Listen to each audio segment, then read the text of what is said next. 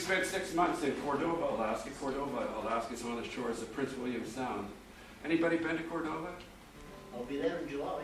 In July, all right. Well, I hope you have a good time. It's a lovely place to go. It's a land of lots of glaciers and water and mountains and wild things. But we used to work in a bar there called the Reluctant Fisherman. And there were these two brothers who used to come into the bar who had been wheat farmers in eastern Washington. They bought a 30-foot boat that they were operating on the mouth of the Copper River. And being fellow Washingtonians and all, we got to know them pretty well.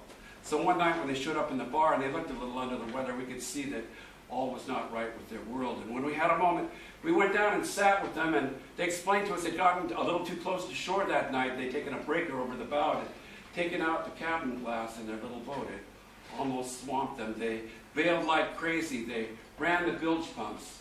It was a dark and stormy night. They limped back to Cordova in their little boat, and wheat farming was starting to look like a pretty attractive occupation about that time. Now, most of the guys who run those boats on the mouth of the Copper River run them as a solo operation, just one man in the boat. And they have another guy who's in another, he'll be just another fisherman. They have a deal with them. They stay within a line of sight of each other, so if they get into trouble, they can call on each other for help.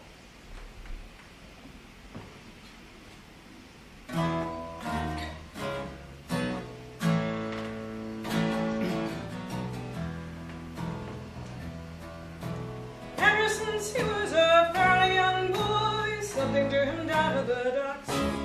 He loved to see the fish the fleet brought in. He loved to hear the fishermen talk. He heard there was something in the call of the sea that makes a man a little insane. As soon as he was thinking I'd be begged every skipper to take him where the big seas break. Oh, the ocean is a mean, mean mother. Oh, it makes you wonder why the fishermen love her.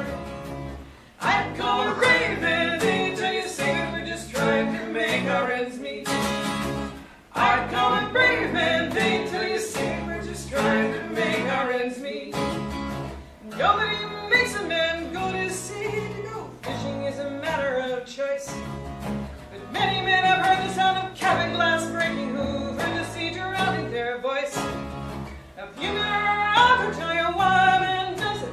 Some say it's camaraderie. But the danger of the ocean's an everyday thing to the men who go down to the sea. Oh, the ocean is a mean, mean mother. Oh, it makes you wonder why the fishermen love her. I'd call her brave and they tell you say we're just trying to make our ends meet. I'd call her brave and they tell you say we're just trying to make our ends meet.